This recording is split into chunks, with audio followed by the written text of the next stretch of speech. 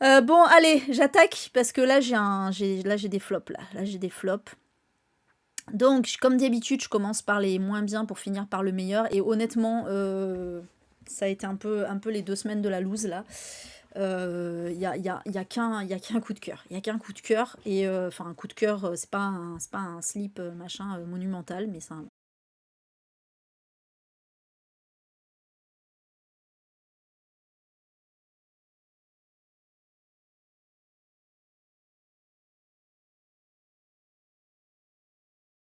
Le premier flop, bah, c'est celui que j'ai terminé hier. Voilà, plongée de Rosenay. Mon Dieu, ça m'énerve parce que c'est un SP et que là, je vais.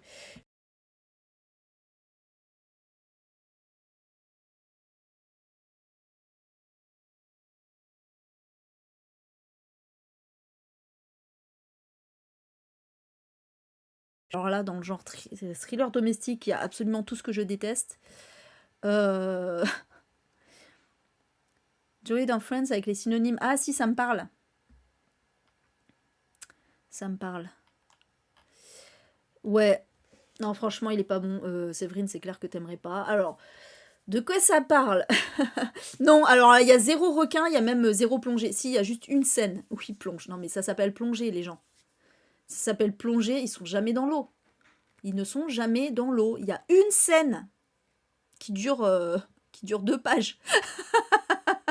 Un couple dont le mari en fait a été nommé plongeur. Bah, enfin, il va être responsable d'un groupe de plongée en fait.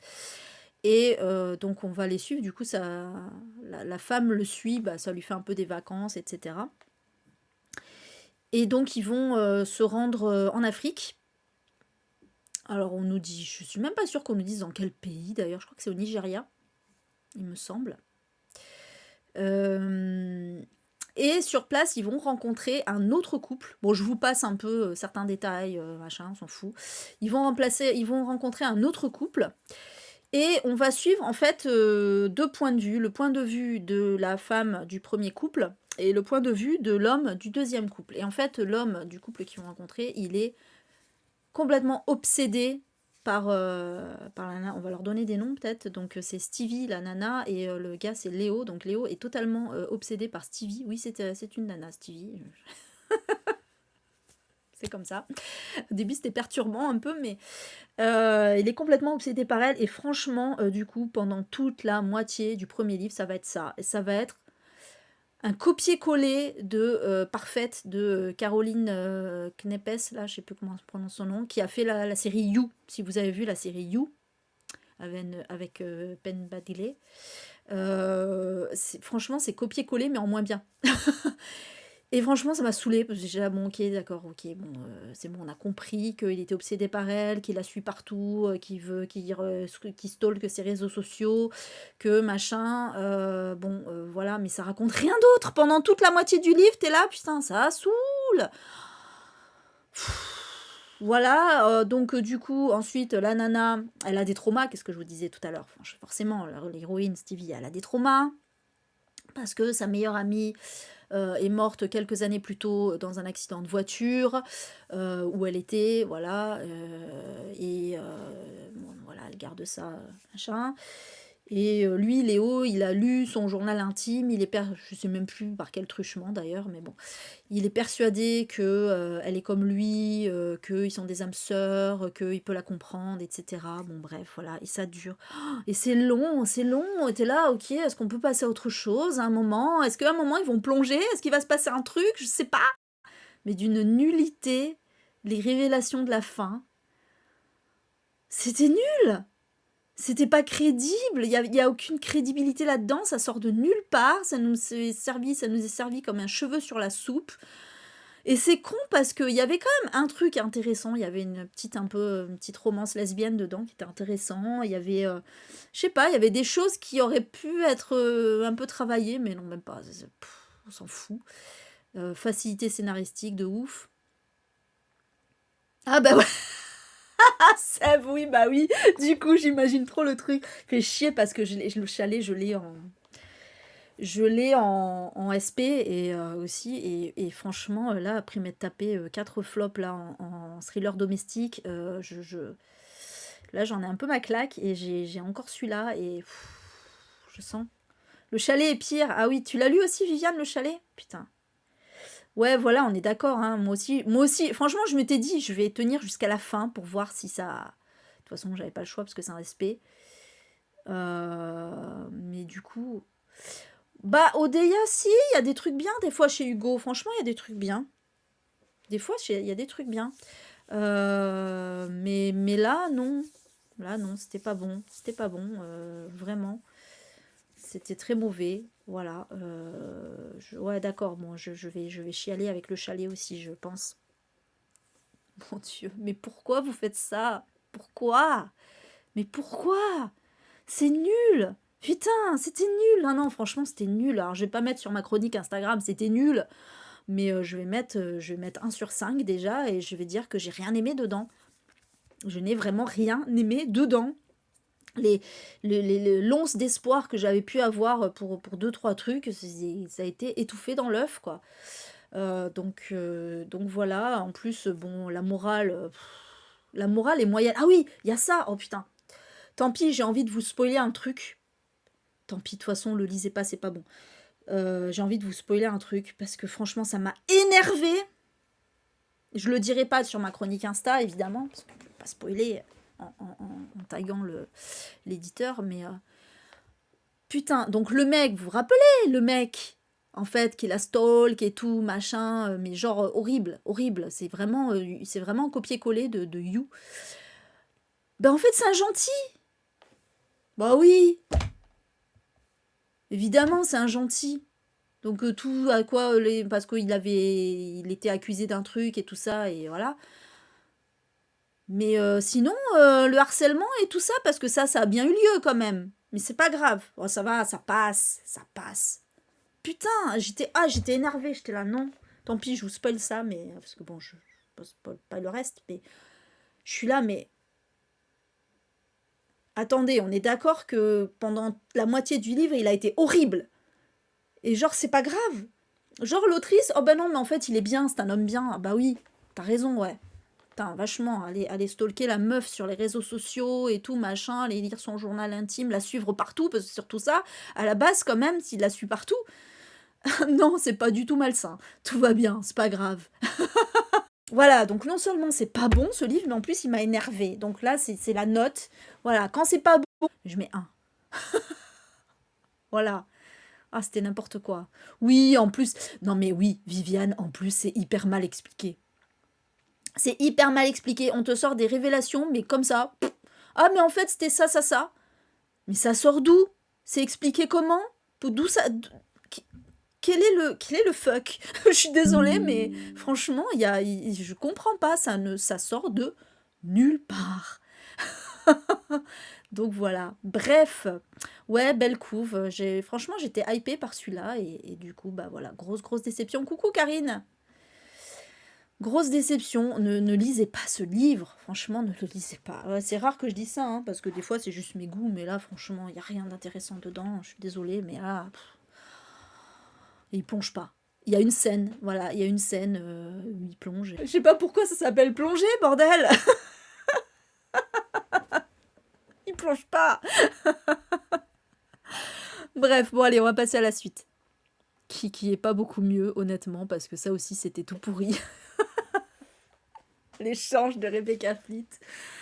Mon Dieu, j'en peux plus. Et c'est encore, franchement, c'est des romances. À chaque fois, c'est des romances. Dans Plongée, c'est une romance. Dans L'échange, c'est une romance. Arrêtez. Je lis des thrillers, je ne veux pas lire des romances.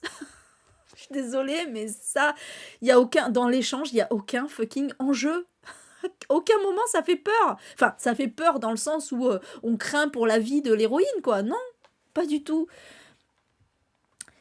Coucou Jenny.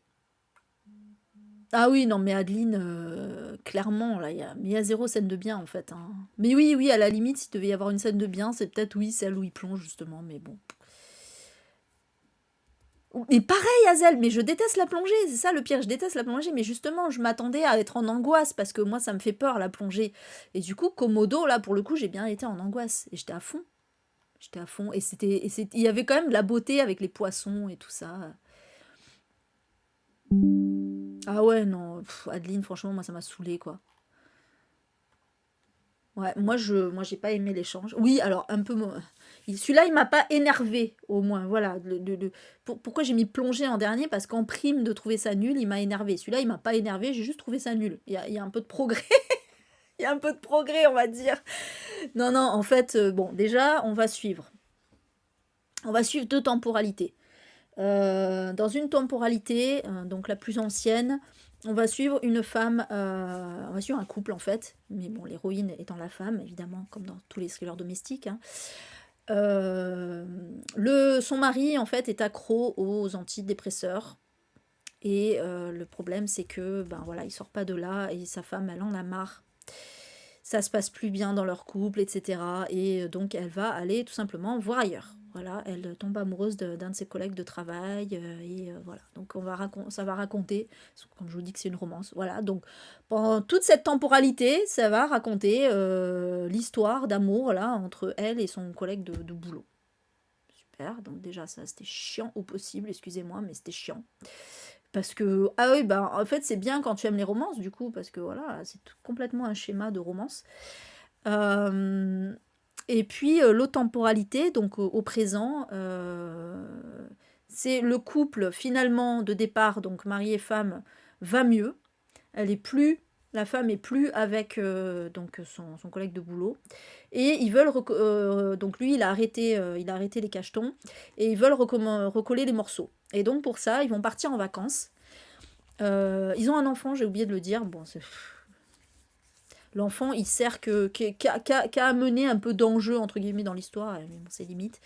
Mais là, ils partent sans leur enfant, en fait. Et pour ça, ils font un échange, ce qu'on appelle un échange de maison. En fait, voilà, ils vont chez quelqu'un et quelqu'un va chez eux.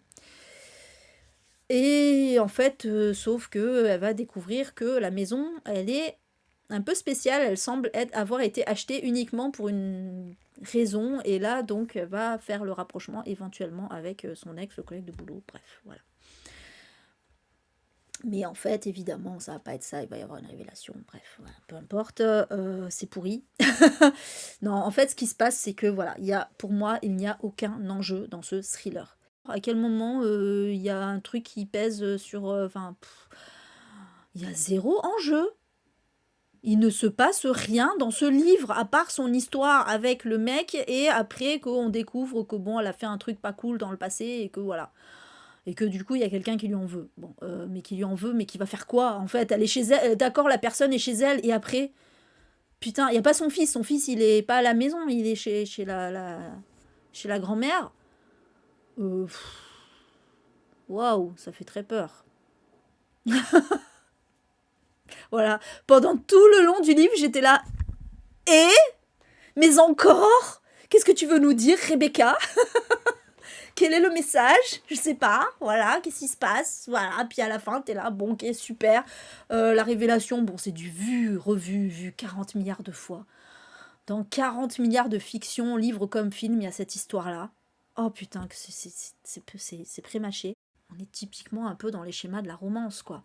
Voilà, c'est-à-dire, vous voyez, la romance, et il y a des péripéties qui font que ça va pas, et puis ça va mieux après, et puis ça reva pas. Bon, c'est clairement ça, quoi. C'est d'ailleurs pour ça que j'ai vraiment du mal avec les romances, parce que on connaît déjà la fin. Déjà, on sait qu'ils vont finir ensemble à la fin, bon voilà. Il n'y a pas d'enjeu, voilà, c'est toujours pareil, j'arrive pas, moi, avec ce genre de truc. C'est très rare qu'il y ait des romances que j'aime, hein, franchement. Vraiment, je n'ai pas de souci avec ceux qui aiment ça, hein, mais moi, je peux pas, quoi. Pourquoi les maisons d'édition les classent en thriller? Bah, techniquement, c'est du thriller quand même, hein, mais bon, c'est pas... Voilà, quoi. Ouais, c'est clair, Adeline, mais franchement, pareil, l'échange... Putain, mais il y a 2 minutes où, voilà, elle se rend compte que, bon, la personne est chez elle, mais en fait, on s'en fout. Enfin, je veux dire, ça mène à rien. C'est ça le pire, c'est qu'il n'y a aucun danger. Il n'y a aucun danger. Il n'y a rien qui fait peur dans ce livre. que le fait que la personne soit chez elle, ça ne sert strictement à rien. C'est ça le pire, ça m'énerve. Putain, je sais pas si encore il y avait eu un truc grave, quoi, qui allait se passer, que le gamin était pris en otage ou quoi, j'en sais rien. Mais non, même pas. À aucun moment. À aucun moment. À un moment, on fait croiser la route du gamin avec la personne, mais 2 secondes 6, quoi. Là, tu dis, ah, peut-être il va se passer un truc. Non, même pas. Bon, bah, allez, va te faire, du coup, hein, désolé, mais... Ah, derrière les portes, j'avais beaucoup aimé, moi. Mais je sais qu'il est pas forcément... Mais moi, j'avais vraiment aimé. Après, oui, alors derrière les portes, il a ce défaut de pas être hyper crédible. Mais je sais pas, j'aimais la thématique, en fait. Et je sais pas, je l'ai bouffé, ce livre, donc j'en garde quand même un bon souvenir. Mais franchement, Hazel, avec une thématique pareille, il y avait trop moyen de faire un truc de ouf. Déjà, le moment, voilà, il y a un moment que j'ai trouvé cool, et que là, je me suis dit, ah, allez, là, ça va être bien. C'est le moment où elle se rend compte que la maison dans laquelle ils sont, c'est un genre de maison témoin, en fait. C'est vraiment pas la maison que quelqu'un habiterait, voilà. Et là, tu dis, ah ouais, là, quand même, là, c'est bien. Bonne révélation, quoi, bon truc. Mais en fait, ça sert à rien. Bon, bah, allez, va te faire. Voilà, désolé, mais franchement, voilà, on se rile pas. Exactement, Adeline. Coucou Laurence, t'avais pas vu. La bête noire depuis Ragdoll, oui, c'est vrai, Sève. C'est vrai, c'est vrai. Merci Malo pour ton abonnement, merci beaucoup. Ouais, c'est vrai que la bête noire, c'est pas forcément bien aussi. Ça dépend, ils ont des fulgurances des fois, mais bon, là, voilà, non, franchement. L'autre qui revient avec Ragdoll.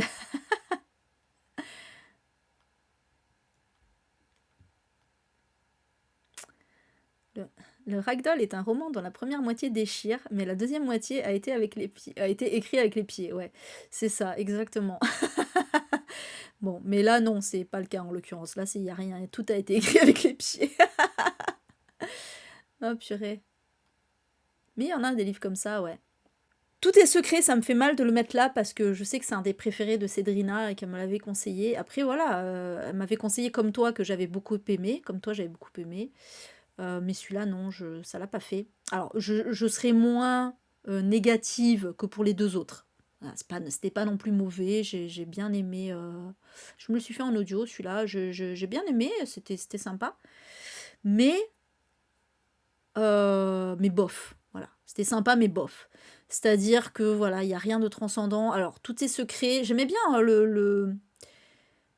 j'aimais bien le postulat de départ, comme d'habitude, hein, j'ai envie de dire. En fait, on est dans ça se passe un peu dans la même rue. Voilà, c'est un peu les voisins, c'est un peu comme Liane Moriarty, quoi.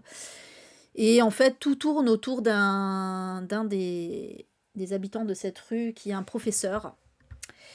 Et il est hyper adulé, voilà. Les femmes sont en kiff sur lui, les élèves aussi, à entendre des trucs sur lui, etc. Il y a une de ses élèves qui a l'impression qu'il harcèle une de ses amies.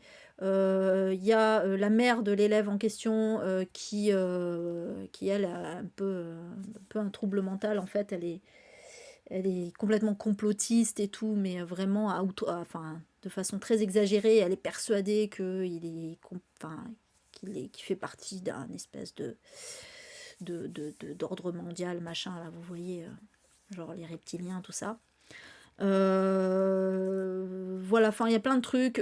Son propre fils au professeur qui se demande si il martyriserait pas sa mère, enfin bon, ce genre de choses.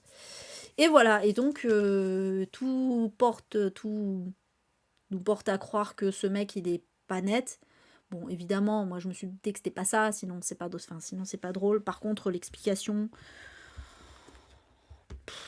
encore une fois, voilà, c'est un peu limite au niveau de la morale, j'ai trouvé ça bof. Franchement, c'est vraiment, ça m'énerve. Le livre suivant, là, ça va être pareil. C'est-à-dire que c'est genre de lecture que j'ai beaucoup aimé. euh, j'ai beaucoup aimé jusqu'à la fin et que la fin a un peu foutu en l'air, en fait. Voilà. C'est un peu ça, en fait. J'étais à fond en mode, enfin, j'étais à fond. J'étais pas non plus, ouah, trop bien, trop génial. Mais j'avais envie de savoir. Et puis quand j'ai su, je là, ah bon, bon, ben ok. Voilà, j'ai pas aimé la fin.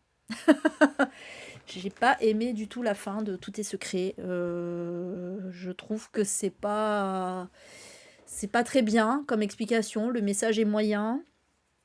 Euh, c'est pas très original. Voilà, donc vraiment c'est ça qui m'a gênée principalement. Et c'est dommage parce que putain, il y avait plein de trucs. Franchement, moi j'avais des hypothèses, j'avais plein de trucs un peu qui se bousculaient dans mon cerveau en mode ah peut-être que c'est ça, peut-être que c'est ça, ah ça serait trop bien si c'était ça, etc. Mais bon en fait finalement c'était pas du tout. Alors donc la clé du sang. Alors j'ai adoré jusqu'à la fin. J'ai pas aimé la fin. Voilà, encore une fois. Et là, je vais vraiment vous expliquer pourquoi. Et je trouve que c'est ultra dommage. C'est ultra dommage. La clé du sang, en fait, on est avec... Il y a un peu, il y a un peu un côté Hidden Pictures, il y a un peu un côté aussi... merde. Ah, j'avais donné la référence la dernière fois. Bon, c'est pas grave, ça va me revenir. On est avec une nounou qui se fait embaucher dans une famille pour garder 4 enfants, enfin 3 en particulier, 4 filles, dont une qui est adolescente, qui est en internat, donc on la verra pas avant un petit moment. Mais surtout 3 petites filles, dont un bébé. Et donc elle a beaucoup d'expérience dans le domaine, etc. Donc elle se fait embaucher assez facilement, mais c'est un poste ultra intéressant, très très bien payé, nourri, logé, tout ça, voilà. Donc qu'est-ce qui pourrait mal se passer, n'est-ce pas? Sauf que quand elle arrive, bon déjà on commence à lui dire ouais attention, il y a des trucs chelous, on pense que la maison est hantée ou je sais pas quoi, bref. Euh, voilà, on lui parle de fantômes et tout. Et effectivement, première nuit, elle entend des bruits au-dessus d'elle, alors qu'il n'est pas censé y avoir une pièce au-dessus d'elle. Enfin voilà, elle commence à flipper. Bref, il se passe pas mal d'événements autour d'elle qui font flipper. Il faut ajouter aussi un truc très très important dans l'histoire, bon, qui mérite un petit peu un hockey boomer aussi, hein, mais bon, c'est que c'est une maison intelligente. Tout est contrôlé par une application un peu comme Alexa en fait, hein, mais en beaucoup plus développé. Et, et donc, ben voilà, t'as les lumières, les rideaux, tout ça, machin, tout est automatique, tout est automatisé avec commande vocale ou en appuyant sur un panneau ou sur l'application, bref. Et aussi, elle apprend que, enfin, c'est carrément la mère de famille qui lui dit hein, qu'elle a mis des caméras dans les chambres des filles et tout, et donc elle découvre qu'elle en a une aussi dans sa propre chambre. Sympa. Et voilà, donc en fait, vous doutez qu'il va y avoir des trucs liés à ça. Mais bon, c'est très boomer parce que c'est très oh là là, les maisons intelligentes, c'est pas bien. C'est pas le bien. C'est pas bien du tout. Il faut pas faire ça. Attention, oula, Alexa, c'est pas bien. Bon, j'étais là, oui, bon, d'accord, ok, ça peut. Ok, c'est pas forcément hyper fiable et tout, mais bon, de là à dire que c'est le diable, ça va. À se calmer quand même un petit peu. Mais bon, ça c'est un détail. J'ai quand même beaucoup aimé parce que vraiment, on est en angoisse pendant tout le long avec l'héroïne. Franchement, c'est vrai que j'étais en stress. Parce que putain, qu'est-ce qui va se passer encore? Les gamines en plus, elles aident pas.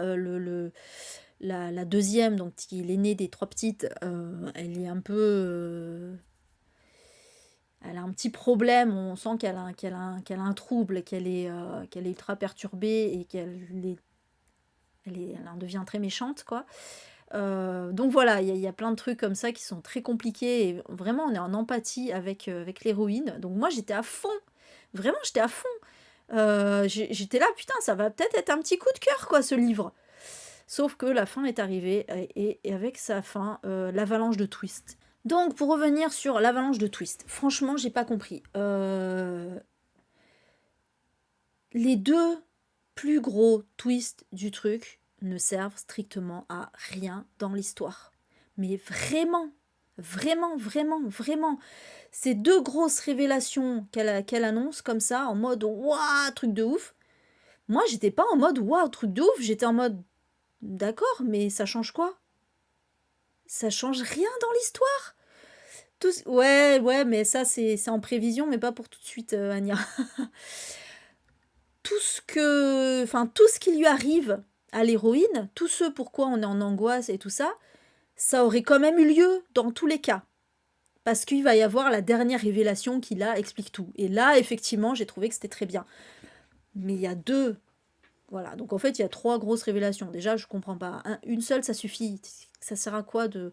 En fait, on dirait que voilà, l'autrice, elle a voulu absolument nous retourner le cerveau en mode waouh, trop bien et tout. Enfin voilà, trop bien, il y a des twists de ouf, mais c'est pas des twists de ouf. C'est des twists de ouf dans le sens, oui, on s'y attend pas, évidemment qu'on s'y attend pas, puisque ça sert à rien. En fait, c'est ça le truc. Je veux dire, imaginez, je sais pas, je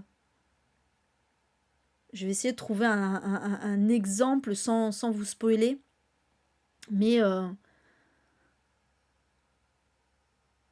ben voilà, on va dire, imaginez, voilà, il y a cette histoire et tout, il lui arrive, enfin voilà, il se passe des trucs chelous dans la maison, tout ça. Donc, on va avoir la révélation de pourquoi il se passe tout ça dans la maison. Mais en plus, on va nous dire, et en plus, l'héroïne, elle faisait partie de la mafia. D'accord? Tu sais, je vous donne un truc absurde comme ça, mais c'est pour vous dire, c'est exactement dans le même ordre d'idée. Oui, mais ça change quoi l'histoire? C'est quoi le... Ben là, c'est pareil. Il y en a deux, en plus, c'est ça le pire. Il y a deux révélations, deux grosses révélations. Mais l'histoire changerait pas, en fait, si t'avais pas mis ça. Et ça m'énerve, je comprends pas. Pourquoi avoir mis ça? T'es là, parce qu'en plus, parce que si encore il y avait juste ça, bon, à la limite.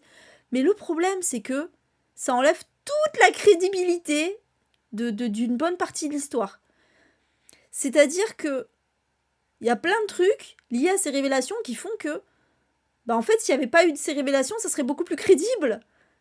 Là, en fait, elle a ajouté des trucs qui sont pas possibles, des espèces de facilité, de coïncidences heureuses. Euh, Par exemple, je peux vous en dire une sans spoiler, le fait qu'elle se soit retrouvée dans ce boulot-là, c'était pas un hasard à la base. Mais c'est pas possible que ce soit pas un hasard. Enfin, si, c'est l'inverse. C'est un hasard, justement, pardon. Bah non, enfin bon, bref, ouais, j'arrive pas à expliquer le truc. Bon, c'est pas grave, de toute façon, comme ça vous spoile pas. Mais ce que je veux dire, c'est que du coup, il y a un truc qui fait que c'est impossible qu'elle soit tombée comme par hasard sur ce poste-là, alors que elle voulait justement se retrouver dans ce poste-là. Vous voyez ce que je veux dire? Je pas mieux expliquer. C'est pas crédible. C'est pas crédible, en fait. Voilà. Putain, mais Viviane! Enfin, bon, je dis pas qu'il faut être gêné, mais je veux dire, tu t'es pas dit que c'était pas crédible 2 secondes? Et que surtout, ça n'apportait rien à l'histoire? Je pense que tu vois à quoi je fais référence. Ça sert à quoi dans l'histoire? Ça sert à strictement à rien. Mais à rien du tout. Ça m'énerve. Pourquoi elle fait ça? Je suis énervée. Voilà, ça m'énerve. Je comprends pas. C'est chiant. Arrêtez de mettre des twists qui servent à rien. Arrêtez de mettre des twists pour mettre des twists. Putain, ça m'avait fait ça dans Passager 23. Bon, Passager 23, en plus, c'était horrible. C'était ridicule. Les twists c'était ridicule. C'est encore pire que là. Mais arrêtez de foutre des avalanches de twists. Ça ne sert à rien. Putain. Ça, franchement, c'est vraiment le signe de on veut faire du sensationnel, mais en fait, on sait pas comment faire. Donc, on va imaginer, putain, le pire twist de ouf. C'est un homme, mais en fait, c'était une femme. D'accord, super, waouh. Voilà. Bon, là, c'est pas le cas, hein, mais, mais pour vous dire, le genre de twist que je déteste parce que c'est nul, quoi. Mais vraiment, ah, putain. Bref, voilà. Donc, du coup, c'est chiant parce que ça m'a un peu cassé mon truc. Parce que c'est con, si vraiment elle avait pas mis ces deux twists, l'histoire aurait été géniale.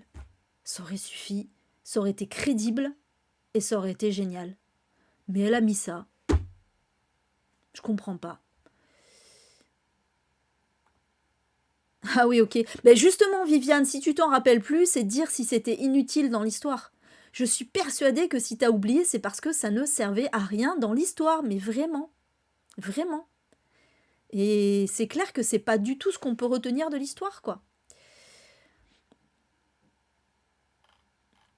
Non, mais après, c'est con parce que l'histoire est bien. Franchement, l'histoire est trop bien. J'étais vraiment à fond et tout. Et même la fin est bien trouvée. Mais putain, cette twist là. Ah. Bref, bon, allez. Mais voilà, du coup, bon, il est pas tout en bas parce que franchement, moi, j'ai kiffé ma lecture, mais je n'ai pas aimé ces trucs-là, ces surenchères. Surenchères de twists bêtes. Ah.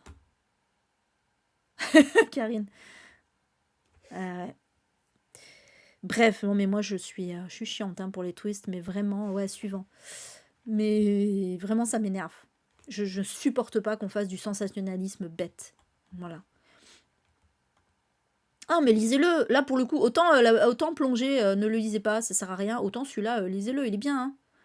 Franchement, en dehors de ça, il est bien. À la limite, c'est pas très grave, parce qu'en soi, bon, tu fais l'impasse sur ces deux fameux twists là dont je parle, tu fais l'impasse dessus et l'histoire elle est super. C'est bon.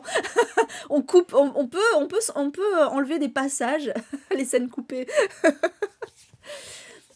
Oui, par contre, oui, il y a beaucoup de références effectivement au tour d'écrou. Complètement. Ça, j'ai bien aimé, oui, tout à fait. Allez, la suite. D'ailleurs, il n'y a pas 8, il y a 9 livres, je me suis trompée. Parce que justement, j'avais oublié le Lisa de J.Well, j'étais persuadée d'avoir déjà fait la critique, mais non. Mais bon, c'est pas grave. Donc, La forêt des disparus de Jun Hoor. Qui est un petit thriller young adulte historique coréen. Tout ça à la fois. Et autant vous dire que tout ça, ça me plaisait sur le papier. Bon, j'étais un petit peu déçue. C'était pas mal. C'était pas mal, hein. Ça se lisait bien, c'était sympa. Mais ça cassait pas trois pattes à un canard. Donc en fait, on va suivre... J'oublie. Bon, de toute façon, moi et les prénoms, hein, ça fait deux, c'est toujours pareil.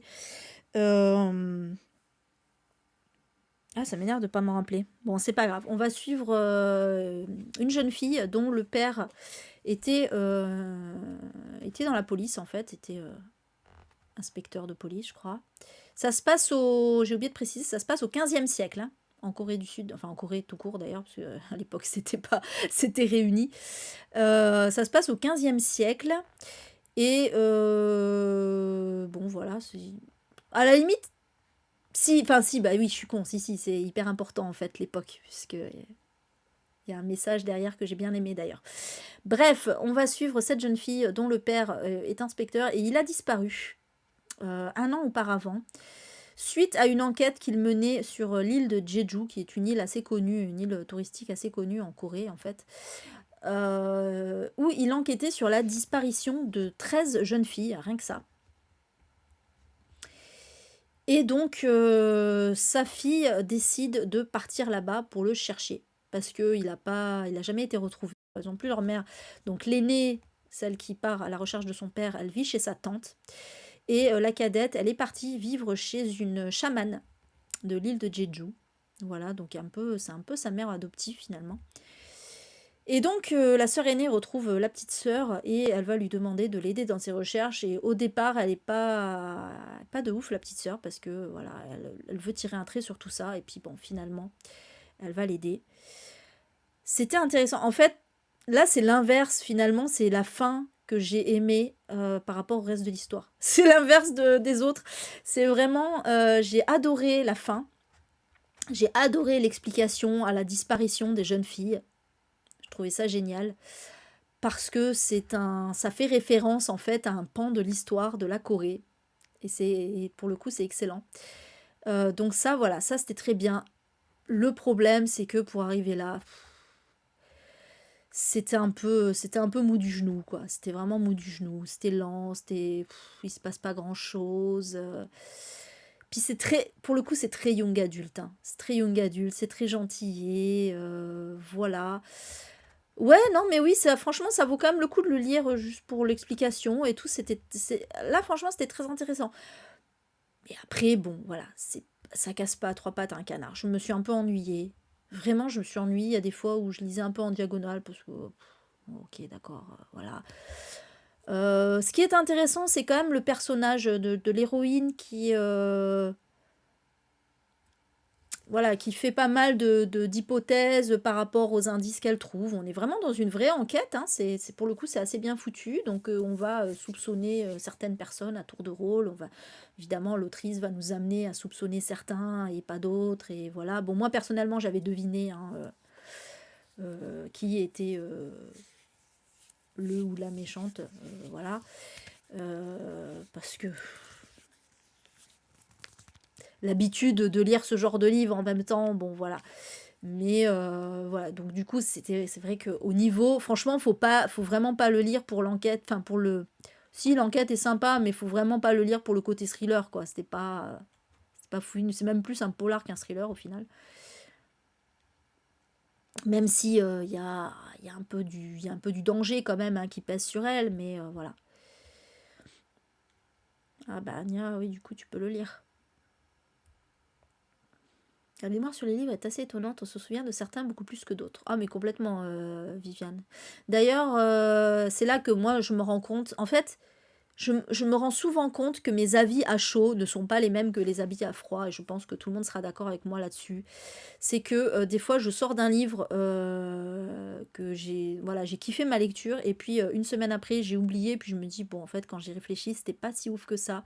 Et parfois inversement, j'ai eu un peu de mal à lire, mais voilà, quelques temps après, je me dis: «Putain, en fait, il y avait ça de ouf dans ce livre quand même, et ça m'a tellement marqué». Mais ouais, quand même, du coup, j'en garde un super bon souvenir, j'occulte les passages qui ont été moins bien dans le livre pour garder que les bons souvenirs, et au final, plus ça va et plus je me vais me dire que c'était quand même une bonne lecture. Ça me le fait très souvent, ça me le fait très souvent. Et c'est pour ça que souvent je mets des ordres comme ça, et puis même au moment de vous faire le bilan, je me dis ah finalement c'était pas tant dans cet ordre que ça, ou et puis même après une semaine après je vais me dire ouais finalement ça c'était pas si ouf que ça, et puis ça c'était pas si mauvais que ça, vous voyez ce genre de choses quoi. C'est très souvent hein. Malo, tu connaissais pas et t'es pas sûr de te jeter dessus, ouais tu m'étonnes.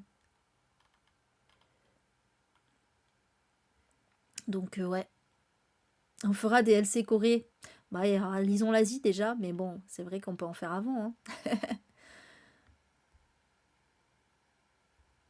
C'est vrai, Karine. Ah, mais c'est clair. Mais moi, des fois, je regarde mes trucs sur Booknode, mais souvent, je les change, hein.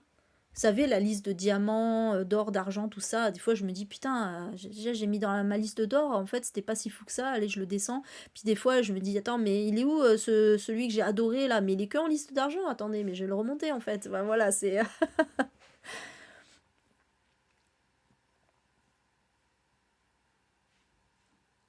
Ouais, et en même temps, Malo, c'est bien effectivement de garder le ressenti de l'instant, mais des fois, le ressenti d'après, il est différent, et des fois, tu te dis, putain, finalement, j'aurais pas dû dire ça du livre parce que c'est pas ce que je pense maintenant. Donc, ouais, c'est compliqué en fait, hein. C'est compliqué. Mais c'est intéressant en même temps d'avoir les deux trucs, quoi. Et comme quoi, ça veut bien dire aussi que kiffer sa lecture sur le moment, ça veut pas dire que c'était une aussi bonne lecture que ça. C'est vrai que ça paraît paradoxal, mais c'est quand même le cas, c'est-à-dire que vraiment, sur le moment, on le bouffe et puis après, on n'en retient rien. Alors, évidemment, tu vas pas dire que c'était une mauvaise lecture, bien sûr que non. Si tu as bouffé le livre, c'est que c'était quand même positif.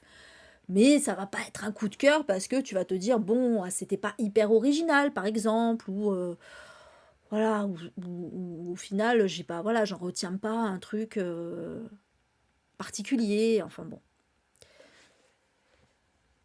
Exactement, Karine. Mais tout à fait, mais tout à fait. Moi, je pense par exemple à... Je parle toujours de Guerre épée de Tolstoï. Franchement, il y a eu des moments où je souffrais dans ma lecture, tous les passages de guerre et tout ça, c'était chiant, ça me saoulait. Mais maintenant, je me dis, putain, mais en même temps, tout le plaisir que tu as eu pour certains autres, déjà pour l'histoire dans sa globalité, et puis pour certains passages, et puis enfin voilà, et puis la construction, puis plein de choses. Enfin, c'est là que tu distingues un chef-d'œuvre finalement d'un livre euh, plus, j'allais dire médiocre, pas médiocre, Oui, je parlais donc de Guerre épée, et par exemple, des livres que j'ai pu surkiffer sur le moment, ma lecture. J'ai pas forcément d'exemples qui viennent en tête, mais il y en a plein. Merci les filles. J'ai pas, voilà, mais il y en a plein où, et maintenant je me rappelle plus du tout. Alors, petit Edogawa Rampo, qui n'a clairement pas été mon meilleur Rampo, on va pas se mentir. Donc c'est l'assassinat de la rue D, qui est en fait un recueil de 3 nouvelles. Je savais pas que c'était un recueil de nouvelles. C'est les enquêtes. Alors, moi je pensais que ça serait éventuellement plusieurs enquêtes, mais je pensais pas que c'était vraiment des nouvelles séparées. Là, on est vraiment dans des nouvelles complètement séparées avec des personnages différents, etc. Mais bon, c'est pas grave. Ça m'a pas, c'est pas gênant que ce soit des nouvelles, parce que j'ai déjà lu un recueil de nouvelles d'Edogawa Rampo que j'avais adoré. Jusque là, je les ai trouvées un petit peu plates. Je suis habituée avec Edogawa Rampo à ce que ça envoie un petit peu plus de lourd quand même. Là, on est vraiment dans des nouvelles un peu à la Agatha Christie, quoi. C'est limite, ça rentrait dans le Cozy Mystery, là. Vraiment, voilà, on est donc toujours un peu dans le même schéma. Il y a une victime, et on cherche le coupable, quoi. Voilà, et puis il y a plusieurs coupables potentiels, et puis encore que la deuxième, alors ça c'est le cas de la première et de la troisième nouvelle. La deuxième nouvelle, elle est un peu à part, puisque dans la deuxième nouvelle, en fait, on va suivre un homme un homme très riche, qui a un rival de toujours, en fait. Et un jour, il apprend la mort de son rival. Et donc, il est ravi parce que voilà, il en pouvait plus de ce mec. Il est content qu'il soit mort. Sauf que le mec lui a envoyé une lettre, en fait, où il lui dit: ouais, je suis sûr que tu es content que je sois mort, mais tu vas me voir te hanter toujours et tout. Et effectivement, il commence à voir son visage partout. Et donc il pète un câble, ça fait un peu, il y a un peu il y a un côté un peu le Horla dans cette nouvelle, je trouve. Mais voilà, et puis après, t'as l'explication finale, t'es ah ouais, pas mal, pas mal. Non, c'était pas mal. La deuxième nouvelle, c'est celle que j'ai préférée en fait, finalement. Après, les deux autres, elles sont beaucoup plus classiques parce que voilà, c'est enquête. La troisième, j'ai bien aimé l'explication finale, c'était très sympa. C'est une femme qui est retrouvée assassinée, et voilà, pareil, il va y avoir une enquête. Bon, alors, j'ai rigolé, j'ai rigolé dans la première enquête parce que c'était genre, bon, parce qu'en fait, il veut faire il aime bien Edogawa Rampo faire un peu le genre de meurtre en chambre close, vous voyez, ce genre de truc. Mais c'était très drôle parce qu'il fait, bon, on a interrogé tous les voisins, ils sont tous dignes de confiance, donc ça peut pas être eux. Moi, j'étais là, mais sur la base de quoi, en fait? Bisous, Malo. Bonne soirée. Sur... sur la base de quoi ils sont dignes de confiance? On nous explique pas pourquoi. Moi, j'ai trop rigolé. J'ai fait, bon, ils voulaient absolument que on élimine le plus de suspects, du coup, il y a aucun suspect possible, en fait. C'était un peu ça, le but de la manœuvre. Mais du coup, c'était trop drôle. Genre, bon, alors, tous les voisins, on a interrogé tous les voisins, ils sont dignes de confiance, c'est sûr, c'est pas eux. Toi, t'es là... Ok. Très bien. S'ils sont dignes de confiance, alors, bon, bah, ça va. J'ai envie de te dire.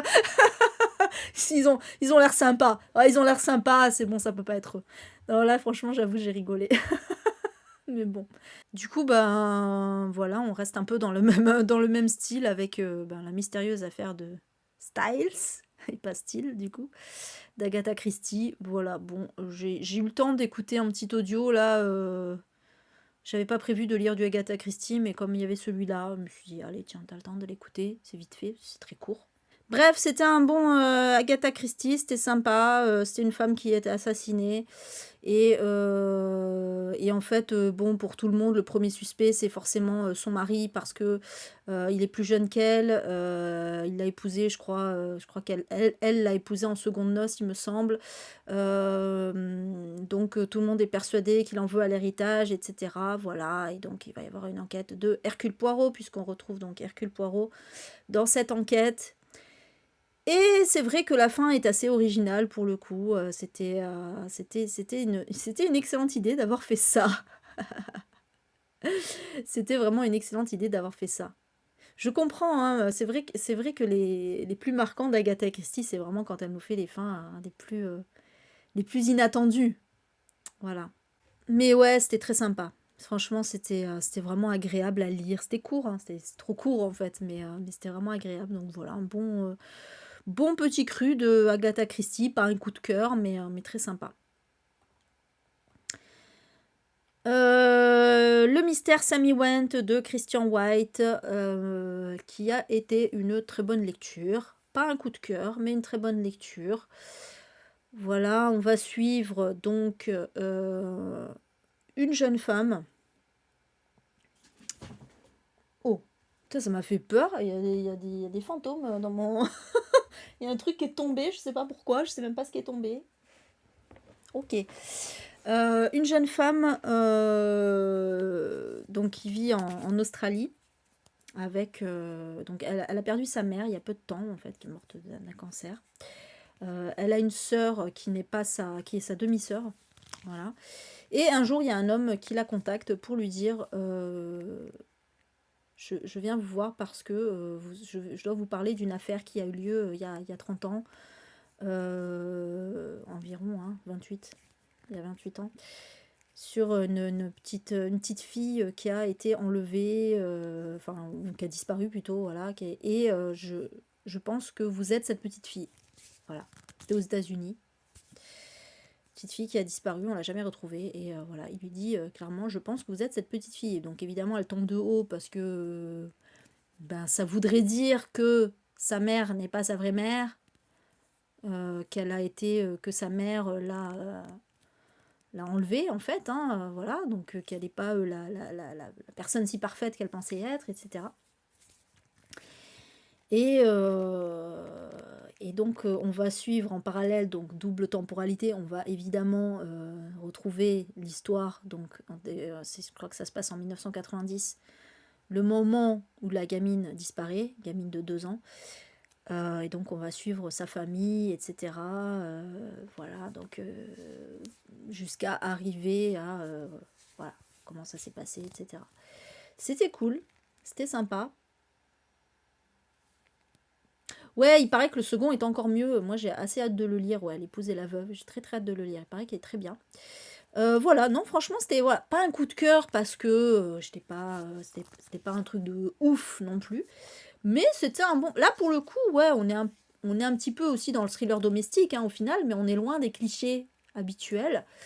C'est vrai qu'au début, on se dit, ouais, c'est dommage de savoir déjà que, voilà, qui est la gamine enlevée et tout ça, mais en fait, non, c'est pas ça le plus important, en fait. C'est qu'est-ce qui s'est passé, quoi.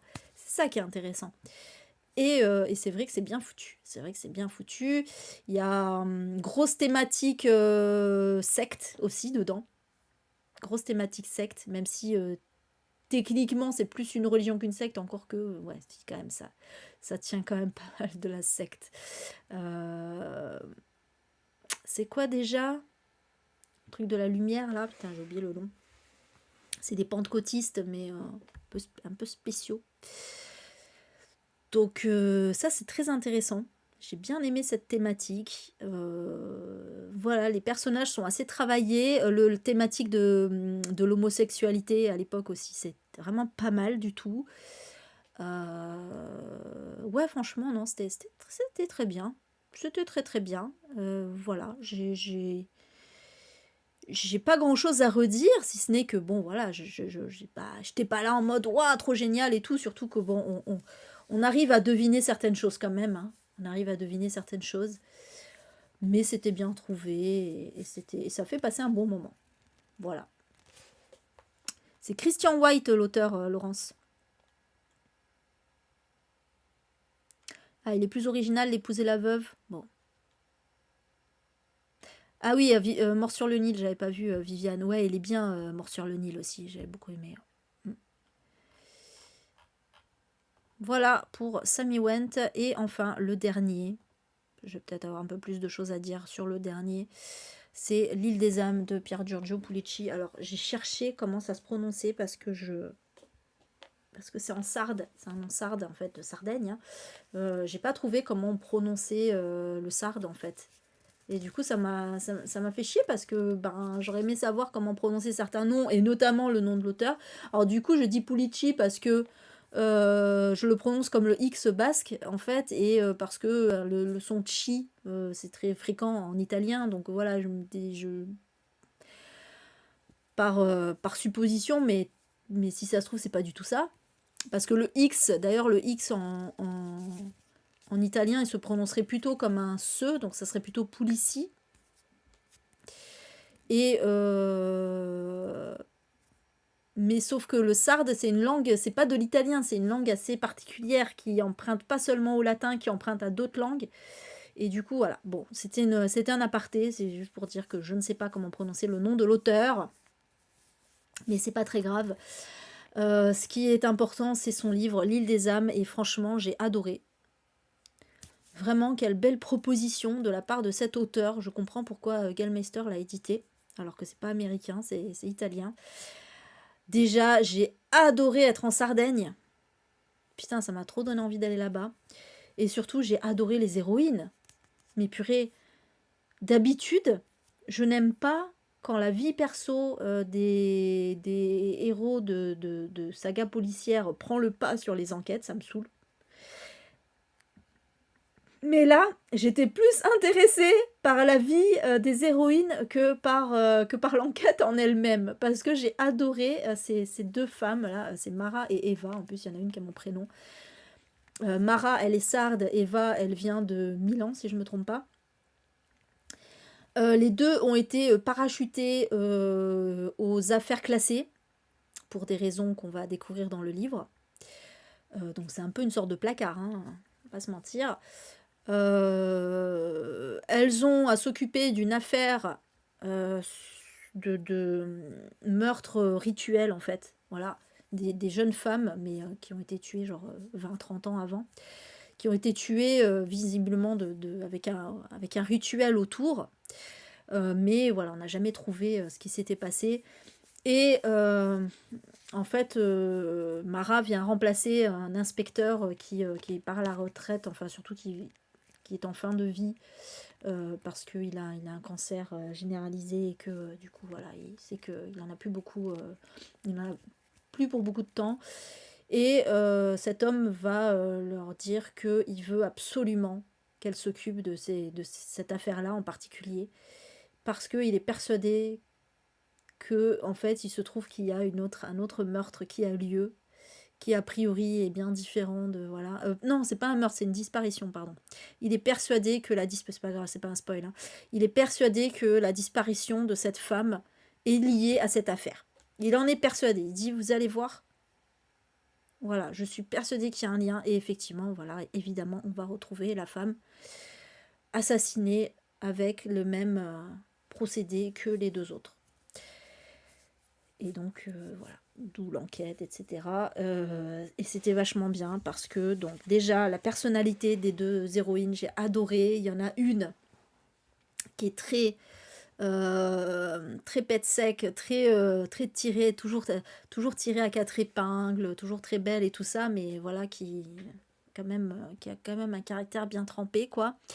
L'autre, par contre, elle est plus un peu plus fun entre guillemets, même si elle a aussi ses traumas, mais elle est plus un look un peu grunge, un peu punk, voilà, et un peu rien à battre du regard des autres, et donc les deux sont complètement différentes l'une de l'autre, et au final elles vont quand même s'apprécier, quoi, et c'est ça qui est cool, et j'ai aimé la sororité dans ce livre, j'ai trouvé ça génial, parce que de la part d'un homme, présenter deux femmes de pouvoir entre guillemets, hein, mais en tout cas, voilà, deux femmes avec un rôle de flic quand même, de façon pas péjorative et surtout de façon à ce qu'elles se bouffent pas la gueule, quoi.